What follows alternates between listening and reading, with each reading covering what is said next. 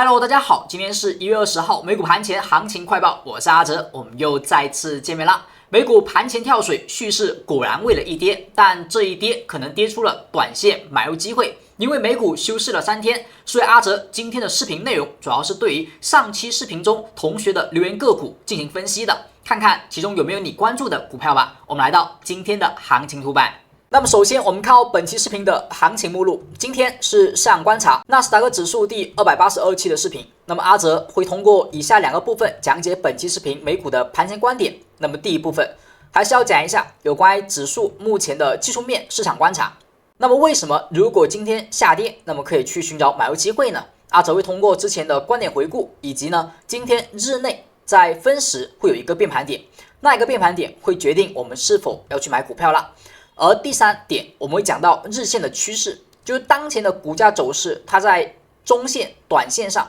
有什么不同？我们对于市场走势有一定了解之后，我们再去看到第2部分的个股解析。因为个股比较多，阿哲呢就不念了，我们会从第一只标的 SOXY 开始去解析。那么这些股票都是上期视频我们同学的留言个股，那么标记了红色块的，说明目前存在短线的风险。那么标记绿色块的不代表就直接买进，那么大家要具体去听，只能说它在波段上走势良好，趋势有机会买入，但是必须要找到买点。灰色块的话就说明当下呢偏中立，市场的风险不大，但是机会呢买点可能已经错过了，亦或者是它处于下跌，但是还没有出现买点，但已经超跌，阿哲会标记灰色块。希望今天的内容能够对您有所帮助。如果您是一位新同学，首次来到阿哲频道观看阿哲的视频，那么阿哲有一个温馨提醒，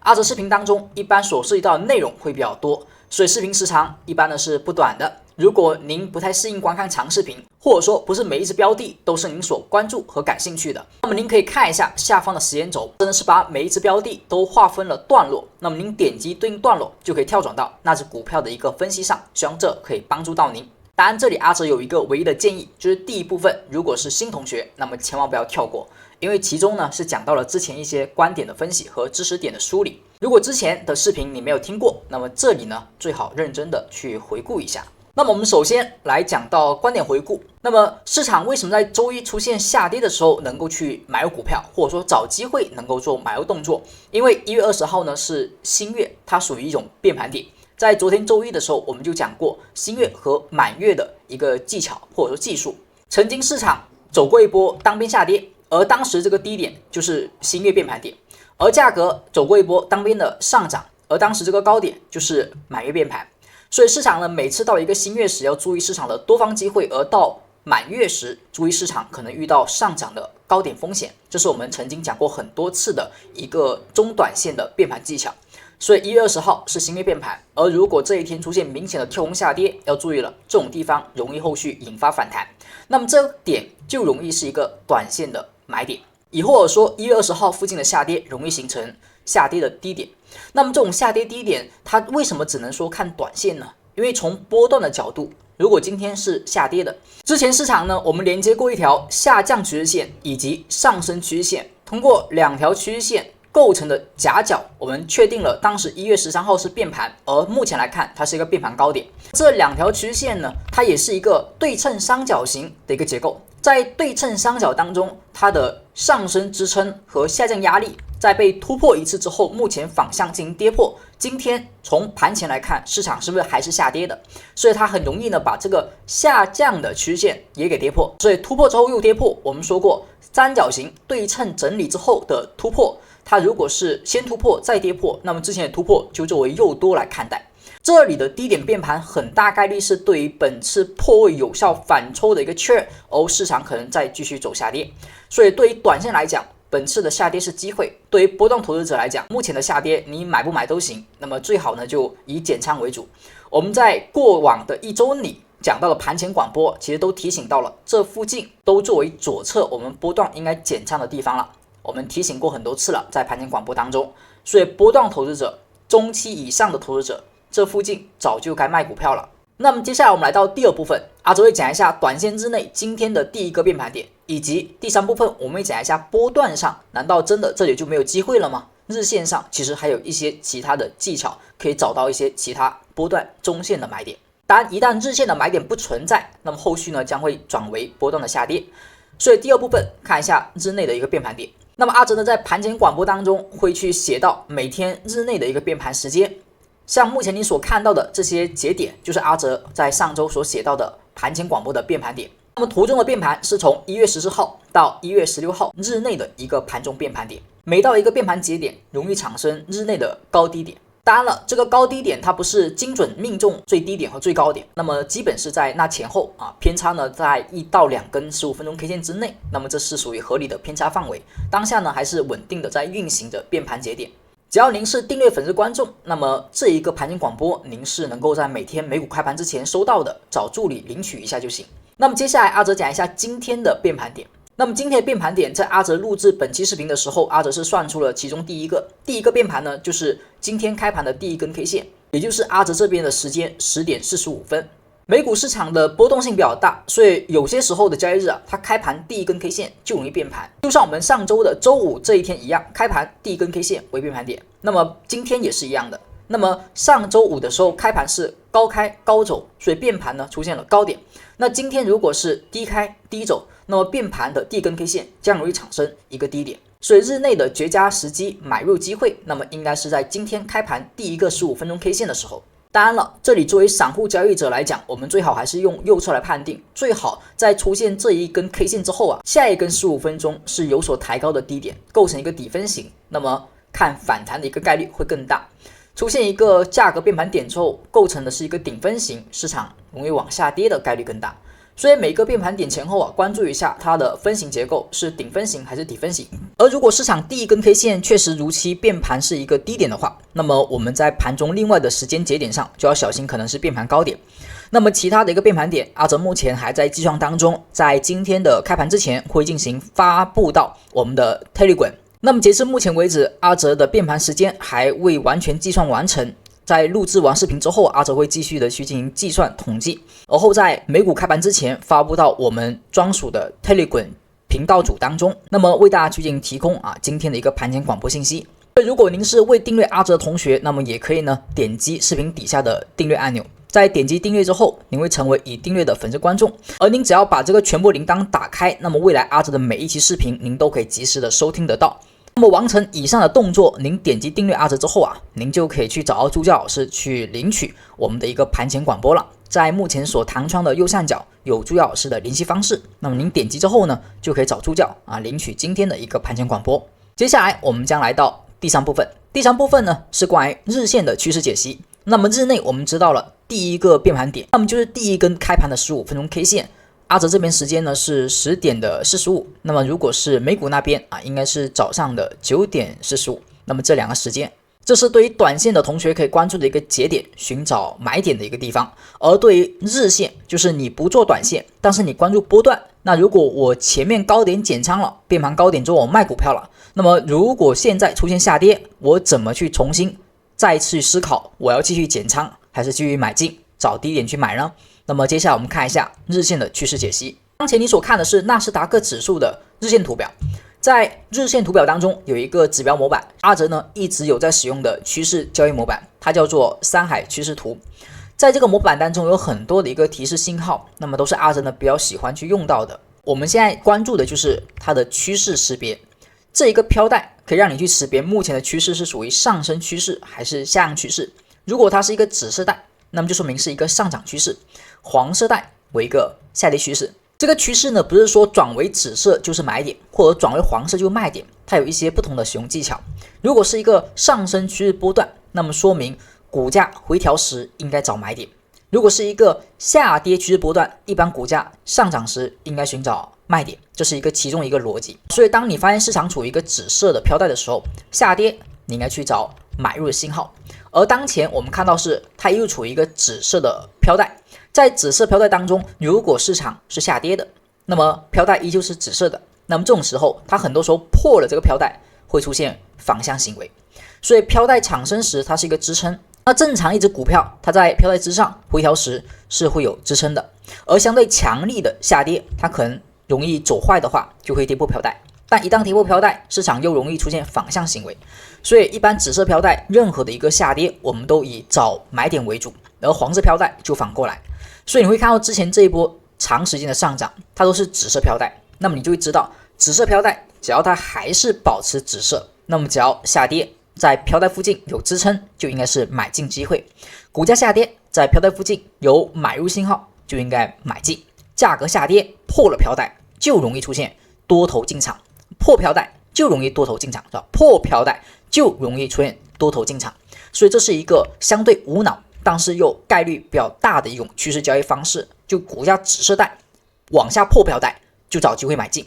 往上破飘带，如果是黄色带，那么就找机会卖出啊。像有些时候是吧，黄色飘带上涨就基本是找卖点为主，只有小概率事件了，在某一次上涨的时候，它可能会破飘带，我们再去关注一下，破了之后趋势是否反转。但正常黄色带向上碰飘带就是风险，紫飘带呢往下碰飘带就是机会。你会发现每一次紫飘带往下跌时，大部分情况下它都是机会，只有最后的可能这一个风险破飘带才是风险。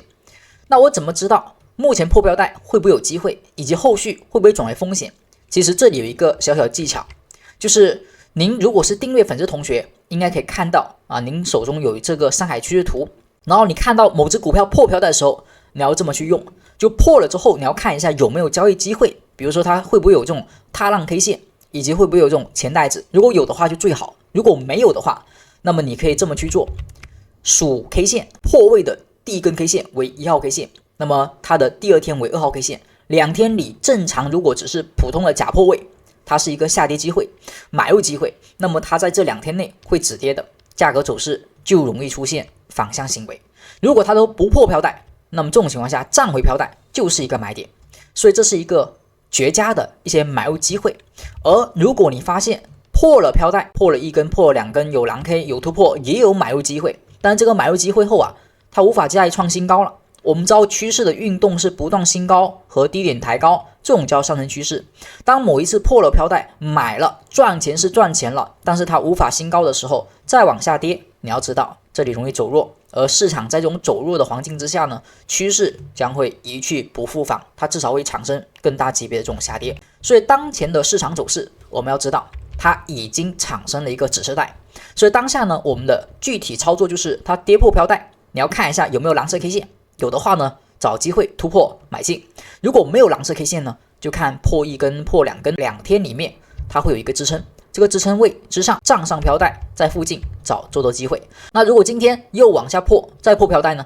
一样的，我们因为是紫色带，所以你可以左侧相对激进的就直接找日内的买点。如果右侧呢，在这附近等跌破第1根，如果它连今天这种跳空下跌都不破这个飘带下沿，那么说明还是很强势的支撑，直接等后面收阳线看涨就行。如果今天收盘价跌破飘带，那么就数第1根 K 线，如果有蓝 K 线就更好，没有的话就数 K 线，数1根数2根，2天里找支撑，而后往上有反包看涨即可。当然这种情况下最害怕的就是它不创新高，像前面这一波下跌破位了，后续股价呢至少还有新高是吧？这2次下跌破位，它至少已经创了新高。那这一次破位之后，比较担心的就是它可能也有反向力量，但是无法去新高，这就会造成一个风险。所以我们要知道的是2点：日线破位飘带容易有反弹，破位之后反弹不能新高，这是大风险。所以基于这一点，我们后续你就可以知道什么时候日线会产生买点，什么时候它是风险。后面我们也会用这种方式去跟踪日线的趋势交易。在后续个股交易当中，阿哲还是会用上海趋势图告诉大家怎么去看待每只股票的上海趋势。那如果您是今天刚来到频道，而后点击订阅阿哲同学，那么大家注意了，除了刚才所讲的盘前解析的变盘点位之外，我们的上海趋势图它也是我们的订阅粉丝福利之一，就是您只要订阅的频道会有3重福利可以跟助教去领取。第一重是上海趋势图的1周体验权限，您可以看一下您手中的股票有没有上海趋势图所产生的买点或者说卖出的一些风险信号。等一下个股解析环节，阿哲会教大家怎么去使用这一个指标模板。福利2呢，就是刚才所讲的盘前广播、盘前点位了。那么福利3是我们内部的一些技术分析进阶知识课程，是不公开去授课的，只对我们的财生同学以及我们的订阅粉丝同学去开办的一些知识课程。这3重福利大家都可以找助教去进行领取。首先你要确定已经订阅阿哲频道了，在我们的右上角有一个弹窗小卡片，您点击那个小卡片就可以找到助教，而后去报名领取这3重福利。当然您也可以在我们评论区底下看到我们的置顶评论是阿哲呢所发布的，那里面也有助教老师的联系方式，是一条链接，点击之后您可以找到助教老师的 Telegram， 那么跟他去领取3重福利也是可以的。那么在本周我们第3重福利当中所提到的一个内部课程，就是你目前所看到的这4节课了。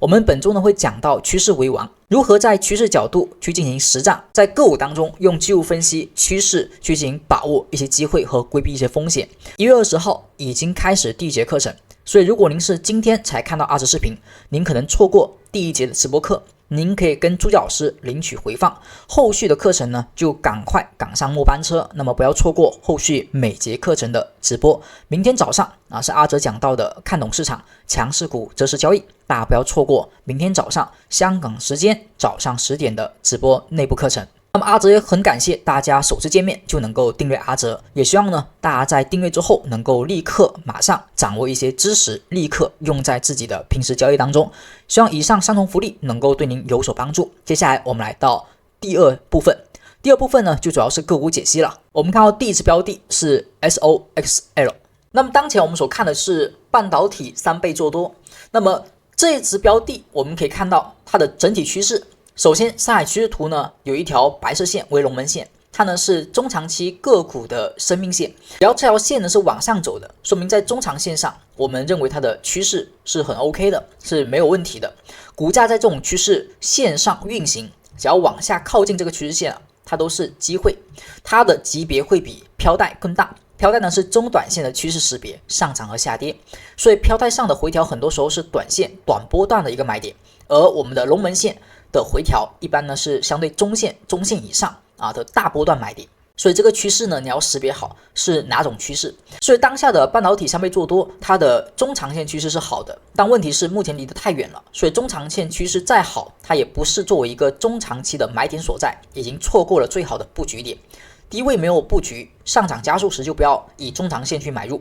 而当前呢，对于波段中短线的趋势怎么看呢？它是不是也还是远离了飘带？那么就说目前的加速行情已经让它在中短线和中长线都不构成买点，而后都远离。那么这种情况下，你不能考虑买入机会，而应该做的是一个高抛去选择获利的一个时节。那么这里为什么阿哲标记的是风险呢？不是说它后续不能涨了，而是走到这个地方，对于本趋势级别来讲，不管短线、中线都不是一个好买点，而后它还容易是一个过热、容易回落的点。因为我们看到周线上，它的图表当中有一根 K 线是黄色 K 线，这根 K 线在上海趋势模板当中，它意味的是金顶信号，它说明这个地方已经是过热了，市场行情太多人在追涨了，所以它显示了黄色 K 线。那么这种地方将容易产生超买行为，超买行为不代表后面不能涨，因为你看到前面这里是它从这一根 K 线就超买了，后续一直超买，所以超买不代表一定会下跌，超买代表的是市场在这个地方你在买股票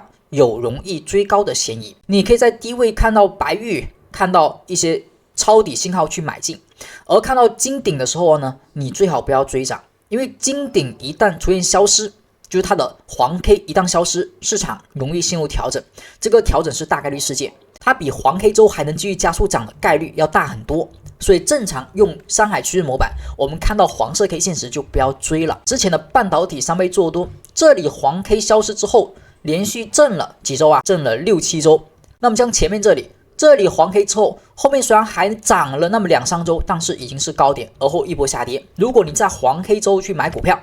就相当于你是在追涨的可能性是极大的，所以这种情况下呢，我们哪怕日线目前没有黄色 K 线，我们也要相对注意了。不管是日线还是周线，只要当前出现了黄色 K 线，这些位置再买股票被套的概率是比它加速的概率要更大的。所以正常我们的操作就是等一波黄 K 后的消失回调，风险释放之后再买股票。它有时候风险可能就释放那么1、2天。但没有关系，就你释放之后，哪怕我买点更高也可以，它这至少是相对冷静之后再选择向上，是吧？这种点可以买，但必须得是黄 K 消失之后再找买点。那我们看一下这个飘带，它上方呢是一个游龙线 52.007， 正常股价在紫色带上，我们说过上涨回调紫色带找买点，是吧？所以上涨目前呢还没有回调，那我们就等待回调，在飘带附近找支撑买点。当然了，这里它不一定会直接调那么深，因为这里有一个缺口啊，这个缺口还比较大，所以缺口作为第一个观察的支撑，而后飘带作为第二个支撑观察。当周线上有黄 K， 周线上出现黄 K 后的消失回落，正常来讲它的级别可能会大一些，所以在这个地方呢，一旦周线黄 K 消失，那么风险会比较大。日线的话目前就还好，你可以等一根阴线收盘跌破昨天低点再去卖股票也是可以的，但是这里呢绝对不是买股票的地方。接下来我们再看到 MP， 那么这个股票它有一个好的地方啊，就是跟我们上期视频讲的 OKO 有点像，就是它的龙门线和它的飘带很靠近。我们说飘带呢代表是一个中期以内，就中短期的趋势，所以龙门线是一个中期以上的趋势识别。当市场的中期以内和中期以上都靠近的时候，它就说明各周期在这里形成了一个密集的撑压区。那么这种撑压区如果趋势整体之前是向上的，回到这里就容易产生什么呢？中期以上的底部行情，而这附近是中期以上的底部支撑。你看到之前MP 所产生的一个机会，是不是在这个地方出现龙门线的回踩，在这个地方出现龙门线以及呢彩虹带的粘合，所以当前也是一样的，再次回到这里。那么这里呢，我们就依旧认为它容易产生中期波段行情，而后前面的下跌已经经过足够的调整。那么当下我们以此作为日线的反转，但是这个地方还是同样的道理，就是看涨归看涨，反转归反转，买的不好照样该被套的人一个也跑不了。看好未来不代表立刻买入，我们这个地方更多的是找乖离修复之后飘带附近的买点。我们看到左上角左上角呢它有几个数值，龙门线游龙伏虎就是代表中期以上和中期以内它的支撑和压力位，所以这个时候我们会知道它们基本上数值龙门线和伏虎线是共振的，在 56.5 附近。那么 56.5 附近作为强支撑区，价格如果敢上涨往下调，在这附近找买点是最好的。而如果它继续往上涨，之前没有布局的，就你之前这个钱袋子突破没有买的，上涨你没有及时买进的，那这个时候你就没有必要去追，因为这一追你的仓位可能布局的点就不太好，那么第一步没有买好，后续下跌你再买心里就会有压力。所以除非前期已经低位跟进的，那么这个时候你持股待涨，那么后续我们再找机会加仓。如果你是还没有买入的，这个时候就不轻易去买入了。我们看到周线上呢会有一个问题，就是它是不是刚破了这个飘带，它突破了这个黄色带，突破之后它走了第一根。我们刚才所讲的技巧，就不管是对于龙门线还是对于飘带，它突破后的2根以内，不管是日线还是周线还是日内，都可以这么去看。我们看它之前它的周线上 MP， 就它有什么动作呢？就只要它是一个顺势结构不管是龙门线还是飘带，突破第一根突破第二根，它首先会遇到中短线内的考验，突破第一根突破第二根，中短线有考验。只要它还没有转势就突破第一根突破第二根，会有中短线的本级别的考验突破第一根第二根是吧？第一根第二根是吧？它终于有黄色带方面的风险，突破了第一根第二根，当这种突破呢走到第二根，它还能够往上突破，飘带还能转势，这个时候你要知道它跟之前不一样了，这个时候往下调找机会，往下调找机会，有蓝 K 突破就找买点，所以我们是要这么去看它的买入，那么才可以。现在它突破了，突破第一根，也就是说第二根将会产生一个本级别波段上中期以内的压力，这是要小心的。而在这里如果你一买，那么本周的高点就是一个压力，那么对于短线来讲不是一个好买点所以对于山海趋势图，它的每一个组成部分都有它的含义。如果您是一位新同学，那么听到这里，如果您手中还未安装上山海趋势图的同学，可以在右上角弹窗处可以找到助教去安装这个山海趋势图。那么接下来我们看到下一只股票是 NTSK， 然后这里阿招提醒，就是因为个股太多，所以阿哲呢基本上是通过技术面来去分析标的的，而且角度呢更多是中短线和中线以上，日内基本没有分析，然后更长线的也没有讲，基本面呢也没有讲，所以大家注意，阿哲这一个视频里面分析的更多的是什么方面？技术面，而且是偏波段的。我们可以看到 NTSK 它这个个股呢都还没有走出中长线的一个龙门线，所以当前你看不到，你只能看到中短线的一个趋势飘带。那么趋势飘带当中，你就要注意了，像有时候看到这种涨势很强的，你喜欢去追的，下次你再看到这种情况它是一个黄色带，突破第一根，突破第二根，好，这里就是压力，有压力，有黄 K， 这个时候你就千万不要追了，它回到这个飘带附近找买点。但如果回到飘带它直接跌穿了，一般也不好，就最好是突破回来不破飘带，找机会会更好。所以当前呢，就是一次强烈的反弹之后又往下破了，所以又是黄飘带。这种股票呢，就是你任何的买点只能先看个反弹，飘带之下任何的买点产生了只能看反弹，飘带就是压力，它离飘带远了还有一定反弹空间，离飘带很近那没有什么反弹空间。当下呢有白玉 K 线，白玉 K 线产生之后，我们要一个反包，而后看一个反弹，看一个是否能上穿这个飘带。目前飘带的一个数值，它的游龙线是 16.82， 它的伏5线是 18.318，但整体来讲它呢不是一个好的做多的标的，只能说看个超跌反弹是可以的。因为从白玉 K 线以及下方的能量柱来说，它已经接近要超跌了，而且是多重超跌，所以这里反弹的几率是极大的，但是只能说先看个反弹而已。而后呢，我们再看到 SMR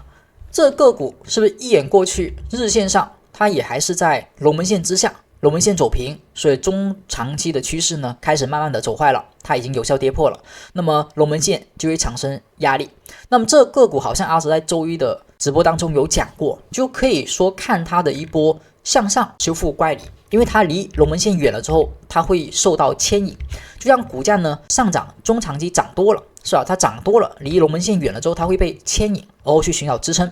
支撑有效它会产生上涨。如果反弹不能新高价格往下破，那么它就可能会走坏。那么当跌破龙门线有效，那么后续再受牵引时，它就只能看反弹。而这个反弹呢，不一定会到龙门线去产生压力，它可能会修复它的一半，有时候可能会修复全部，但大部分情况下，它可能修复一半的概率比较大。像这种下跌正常的就是修复了它的乖离一半不到。所以当前我们如果要去看，你就测算一下，龙门线目前是在 33.223， 它离前面低点 13.98， 它的一半的距离将是一个修复乖离的目标。当然这个目标不一定会达到，你要跟踪趋势目前的表现，它只能说看一个中长线的一个反弹而已。而在波段上呢，它中短线是向上突破，一天两天进入黄 K， 黄 K 不追，但你要知道它黄 K 之后还能够往上突破，那么就说明它这一波反弹是强的。强的话回调，目前没有碰飘带，没有碰飘带，正常来讲它的买点就不算特别好，因为它说明可能还有下跌去碰飘带的可能性。所以这里呢，它出现了反包阳线，构成一个顺势买点。但我们要注意了，因为没有碰飘带，所以它还有一个往下碰飘带的一个可能性。如果碰飘带再收阳线而后找买点可能会更好一些。这里算是第一个右侧买点，往下走反弹再收阳线做二次买入。而这种止损位呢，你就可以放得远一点比如说像这个缺口上沿和这个伏5线附近作为一个强支撑，作为你的支撑位，这种买点就偏波段。而后仓位上呢，你分批布局，因为它不是短线交易，偏波段。我们看到它的伏5线下沿是 17.223， 然后缺口的上沿是 17.34。我们看到下只股票是 TM， 这个股不太好的一点就是它在龙门线这里刚好在龙门线附近，它属于跌破龙门线不久之后产生了一个反弹，是吧？就是它修复了所有的乖离。好，离龙门线远了，修复了所有乖离。那么这里龙门线它因为之前被跌破了，有效了，所以这里是个压力，所以离压力很近，哪怕转为一个紫色带，它是不是还没有有效的突破第一根、第二根压力在这里，它都没突破，所以要干嘛呢？它要涨上去，往下调，不破龙门线，然后找买入机会。如果这个龙门线是压力，那么这里就是一个往上反弹，往下破飘带，这就是再次的风险。所以它卡在了一个节点上，临界点上，可以关注，可以跟踪，但不是一个此处买入加仓的一个好时机。周线上的话，它是不是已经转为了一个黄色飘带？它构成了一个跌破2根而后反弹，有压力，往下再破低反弹，这里将是一个飘带的压力。周线上的压力呢是在 73.726 以及呢 78.594， 它的游龙伏5线的地方，所以这里只能说看看反弹，而后反弹冲高回落，这里还是一个压力。那么日线上这里要过就不太容易。我们再看到下一只股票是英特尔，英特尔我们现在看一眼，基本上你就知道该干嘛了。它有一个黄色 K 线，离这个龙门线、离飘带都很远，那么肯定不能作为一个买点。你要买肯定也是要么调到飘带附近找止跌，要么就调龙门线。所以当前的概率比较大，那么我们概率比较大的时候你再去买，又有黄 K 就容易追高，是吧？之前这里是吧也是黄 K， 黄 K 消失，风险向下，然后你要跌破飘带找蓝色 K 线突破才能去买入，而当前是黄 K 消失跌破，是吧？它的方向向下，空间还是蛮大的，所以我们的上方它的游龙线是 42.943， 趋势是好的，但买点不是好买点，这里呢要等它释放风险，然后再去找机会。我们从周线上也可以看到它的趋势是属于什么呢？周线刚反转，它的龙门线呢之前是往下走的，目前呢开始往上拐，这个往上拐，然后游龙伏虎线呢基本也是往上走，所以3个趋势基本是往上的，所以中期、短期长期基本都是往上。那么这里每次回调找机会去买入即可，所以还是不错的一个标的的方向，但是当前不能作为买入点。而后我们再看到 NNE 这个标的呢，它出现了一个龙门线附近的一个反弹，是吧？它之前是跌破龙门线有效了，就龙门线呢它不被跌破之前就还好，每次回调附近呢找买点就行。出现下跌反弹下跌，而后如果出现这种状况，就龙门线它有可能被跌破了，这个时候你要小心，你要稳定一些的话，就还是要找龙门线向上突破之后的回调买点，这种地方是强支撑，找这种机会一般会安全很多。而现在就是同样的下跌反弹有压力往下破，然后向上是走了一个相对的下跌结构。好，这个结构之下呢，它龙门线是一直被跌破的，站不稳的，所以你就要注意稳定的机会是往上突破之后往下回踩的支撑，而后去找买点。当下这个飘带也是远离了龙门线，所以这个地方已经形成了空头的走势，我们必须要有一个强势的上行回落再去买进。虽然在下跌途中不代表没有买点，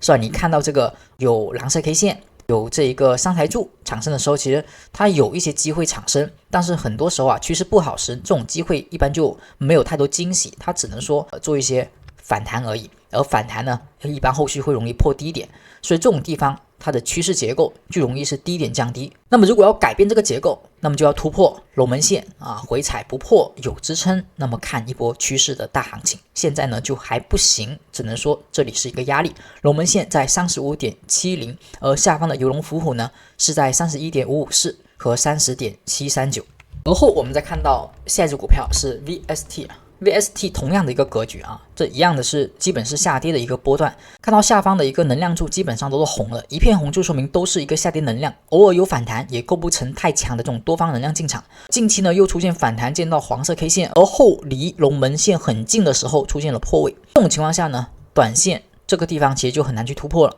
这个情况下呢波段龙门线这里就已经确定是有压力了，而短线呢还是容易有反弹的，因为这个小人出现的地方只要被后续反包，就如果有一根阳线能够在飘在这里出现反包把缺口吃掉，这里有一波加速短线之内的机会产生，但这里是一个压力，是吧？所以你有一个短短的机会，这是对于短线来讲，就反包出现时博弈一个大概2:1的一个空间，但是只是短线，对于波段来讲目前就只是超跌反弹，底下的缺口呢有支撑，当下就只能看个反弹，因为龙门线已经开始向下，然后飘带呢已经下穿整体结构从中期以上不太好。从周线来看呢，它是不是也是破了飘带？破了飘带还超2根，目前它还是一个长上影线刺到这个飘带上有压力，所以整体来讲不管是哪个级别都还没有走出强势的止跌 K 线，整体都还偏弱。我们再看到下只股票是阿里巴巴，阿里巴巴的话目前你看到周线其实也是它的之前的龙门线往下走，最近呢经过一波震荡之后开始往上拐，往上拐的时候你要注意周线上也是一样看的，就当龙门线和这一个彩虹带粘合靠近在这附近所产生的一些启动机会呢就要去把握好，而当趋势走势完好完整了，所以你说这里我不敢，那走了一波再次上涨新高，回踩不创新低，这个时候产生的一些机会是不是也一样有行情？那么当下呢就是已经走了很多次的回踩上涨，回踩上涨，而后这一次它又破飘带了，就每次回呢都破飘带，所以趋势呢说是强也强，但是它每次回调破飘带是不太好的，因为每破一次飘带呢它后续都要新高才能够说明趋势没有变化，才是一个强势的，所以每破飘带你去买入的时候都是叫做绝处逢生，博弈的就是它的趋势没坏，所以它这里又新高，这个时候一样的又破飘带，那它又得要新高才行。如果这一波周线不能新高，下一次调它就得要往龙门线周线调，那么就会比较远，它的级别就比较大。阿里巴巴我们目前关注它已经走了很多次，你看龙门线回踩，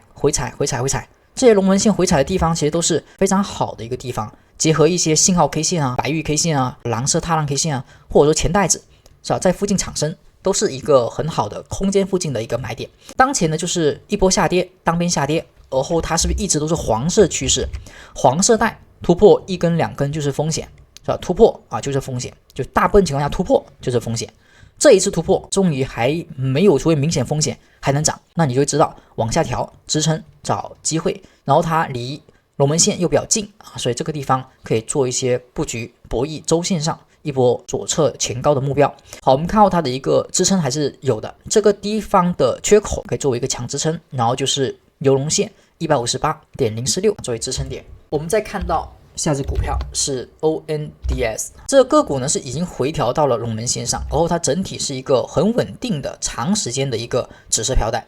所以紫飘带有的话呢上涨啊就不要追，不是说追不能赚钱，而是追的话呢很多时候你可能赚不了什么钱，然后盈亏比又不太合理。那价格回调找买点，回调时的买点啊，一种呢就是回调在飘带附近找反包阳线，就最好能够有反包阳，就今天阳线比昨天最高价高啊，没有的话呢就不认为它是一个有效的止跌。还有一种就是股价下跌找这种钱袋子啊，蓝色 K 线啊，突破之后去买啊都可以。那目前是不是还在跌啊？没有蓝 K， 它也没有钱袋子，也没有反包阳，那么这里就等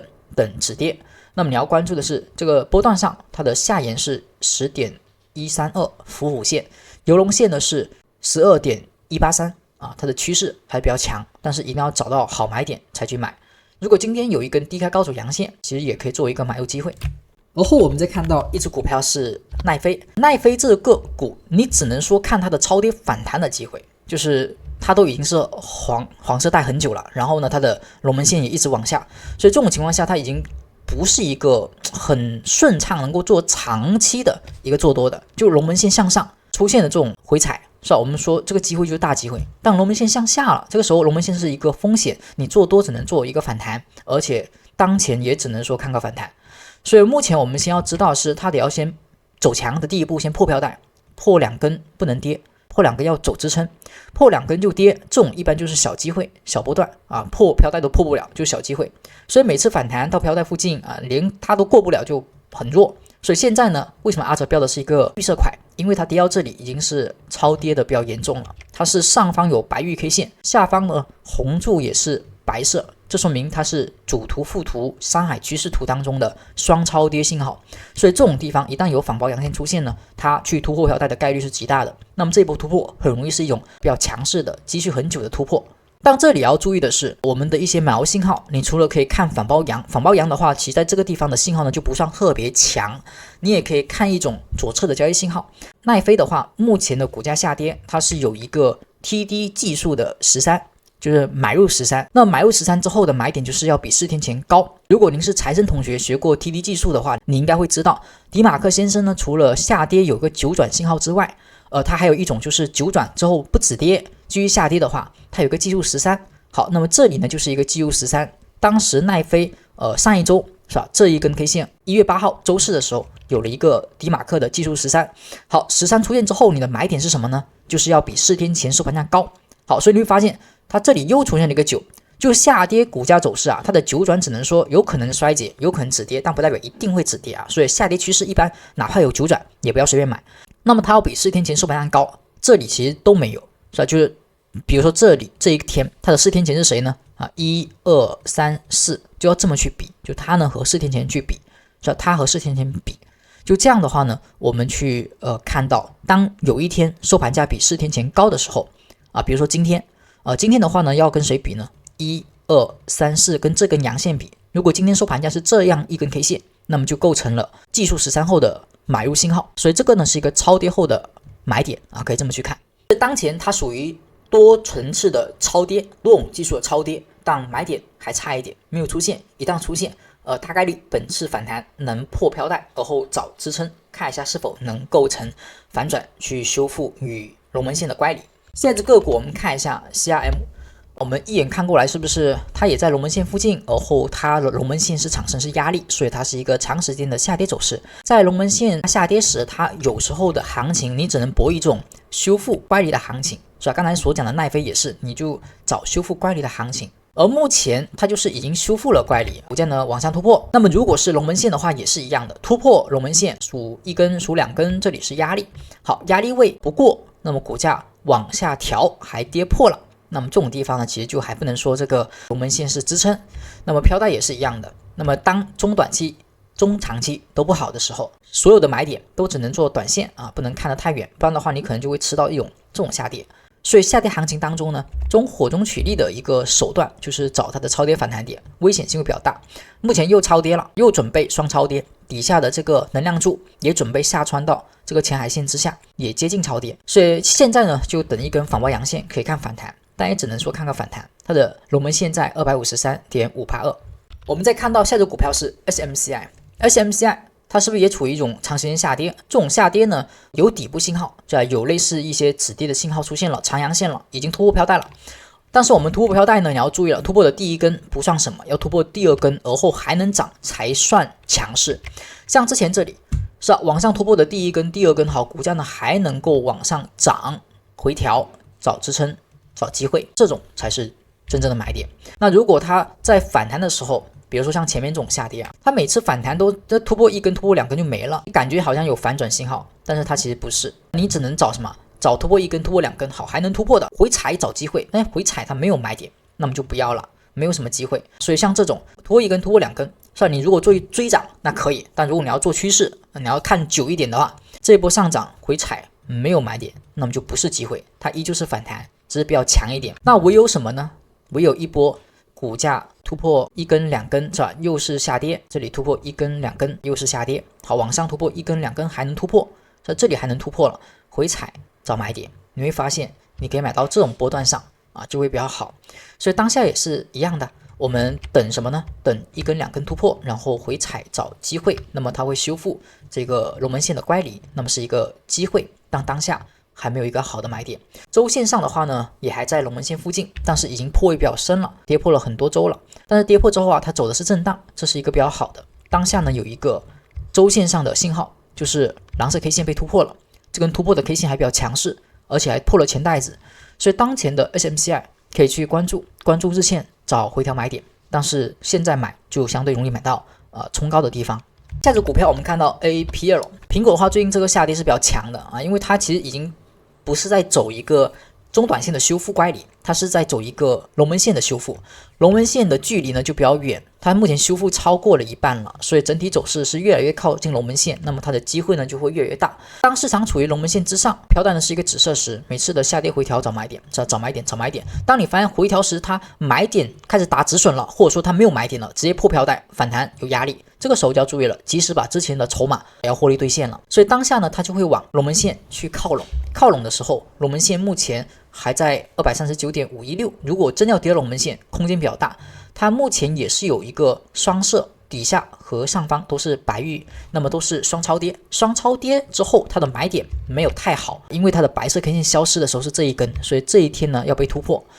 又走出白玉，那么就要关注要突破最新的白玉，而后 K 线消失颜色看上涨，而后压力呢先看飘带压力在 263.413。我们再看到下一只股票是礼来的话，在日线上是不是还是处于紫色带，然后龙门线向上，市场如果处于紫色带，龙门线向上，包括目前它也还是紫色带，那么我们对它的容错呢就比较大一点，它可以跌破没问题，跌破之后容易有多方力量。好，这是跌破的第一根，跌破第二根，两根取偏低的作为支撑，后续收盘价要有强阳，就只要有强阳就行，就一根阳线把昨天高点吃掉，那么可以构成一个买点。但你要更安全一点呢，可以把左边这个前带子的高点吃掉，就相对安全。至少这个买入之后啊，目标可以看到前高，突破前高。当然从趋势的角度它已经走弱了，为什么呢？因为它跌破飘带了，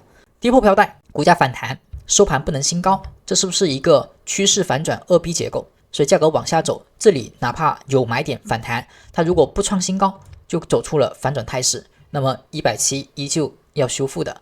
所以当前最好这一波买入之后能够直接收盘新高，如果收盘不能新高，那么这个地方走弱反弹一波，还是会继续探一下下方的。那么现在看一下它的游龙服务线啊，大家如果阿哲有一些股票没有给到游龙服务线的话，看一下左上角啊，就是1069.031和1065.85。那么看到这两个数值，下一只股票我们看到 MARA。最近币圈的个股呢有所异动，那么像 MARA 呢也属于其中一只，但是阿哲觉得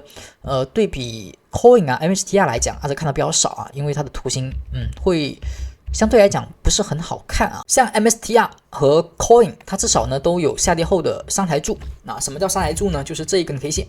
底下所对应的这一个柱子啊，3种颜色。三台柱代表它构成了多重的底部信号，所以才会出现的，而现在它没有，而 Coin 和 MSTR 是有的，所以阿哲更加关注那两个。那么像 MARA 呢，它其实也还好啊，它突破了2根之后，其实还能够上行，说明这个力度还可以。好，还可以的话呢，飘带就可以转为支撑。这一波回踩之后的突破，其实已经构成一个买点，但是只能说首次买点不是很漂亮，因为它没有踩到飘带，所以最好碰一下飘带，直接收阳做第2次买进。而后我们可以以前面的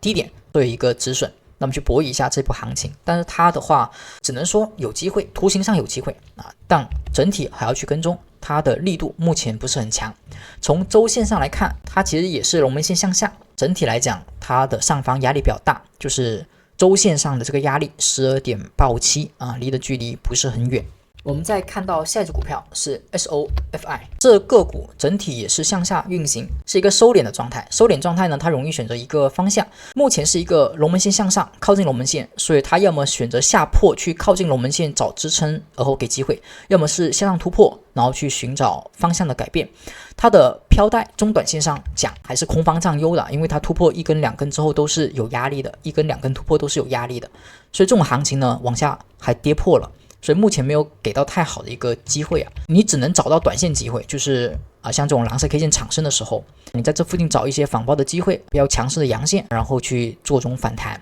是啊，如果出现反包阳线做反弹可以，但是往上突破2根这个黄色带就要注意风险。某一次突破的时候成功了，回踩有支撑了，那么这种地方才真正的是一个波段找机会，不然的话往下破就要找龙门线附近的支撑 23.813。下一只个股呢，我们再看到 QBTS 这只股票，它是不是整体走一个上行，而后它的力度不强，但是比刚才那只个股要强，因为它走的是龙门线附近回踩了之后往上走，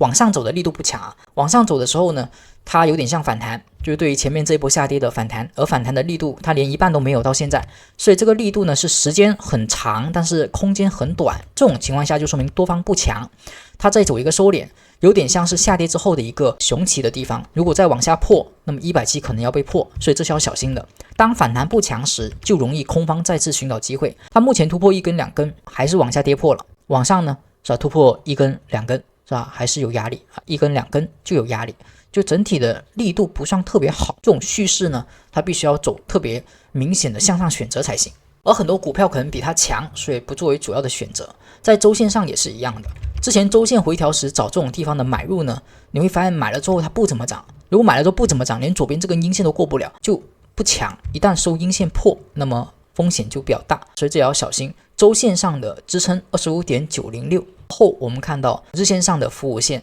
支撑是 27.729， 差不多啊。这里一跌破啊，周线也就破了，所以这个地方作为一个支撑点。我们再看到下只个股是 INTU 的话还算可以吧，就日线上也是双超跌，价格有白玉 K 线，然后呢底下也是进入到了白色浅海之下，那么这种地方呢就属于超跌的地方。而从周线上来看，它呢是破了龙门线的第1根，龙门线被破的时候也可以数2根 K 线，就是价格走势破1根破2根啊。正常龙门线如果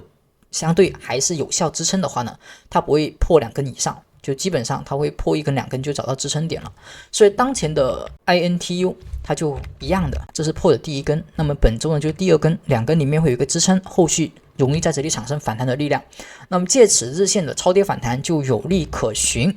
至少我们可以看一波，如果这里有反包阳线产生，可以看一波，首先是对于这个缺口反弹，而后再看到游龙线反弹，然后呢再看到龙门线反弹。好，所以你可以看到第一个是 604.39， 而后呢是游龙线 623.207， 再然后是龙门线 673.452。当然首先要有买点先。而后我们看到 IWN， 这是罗素的指数，它目前一样的，就跟我们所说的半导体做多一样，还是处于一个黄色 K 线金顶的信号相对的过热，而后出现十日线小心调整。那飘带的支撑呢，在 257.522， 这里是一个支撑位。从周线上来看，也是一个金顶 K 线啊，所以呢，它是双周期金顶。那么不要在这里去随便追涨，而是找回调买点，所以关注游龙线附近的一个支撑点。下一只个股，我们再看到 RLV 这个股票，它是不是在龙门线附近，而后它的飘带转紫色，所以当前是做了初步的一个反转。龙门线呢，它是一个假破位，构成了一个黄金坑的类似的形态，是不是它还是突破了第一根、第二根，还能往上破？好，往上破，往下调找支撑，当然这里不是很好，它这个支撑点没有打飘带。所以我们要看到就是这个飘带它往上突破了2根，而后还要往上破，往上破之后呢，回踩170有支撑，低开高走 IR K 线，走了再次的上冲，所以短线买点是有的，但波段的话呢，最好是如果能给多一次机会，回到这附近共振的区间支撑，而后往上会更好。目前龙门线是在 3.545 这里作为一个支撑，在周线上你要注意了，它是不是一样的呀？它这里有一个商财所以这个地方呢出现了一个周线机会上涨。这里是突破的第一根，还差一根，再来一根，本周就有一个高点压力的一个风险要小心。所以价格走势呢，每出现突破黄色带1根2根就小心了，这里将会有一个压力。那么在这种位置去追涨，你要小心买到日内短线低点，你要小心可能会买到日内的短线高点。那么以上就是1月20号美股盘前行情快报，希望对您能够有所帮助。更多精彩内容，我们下期再见，拜拜。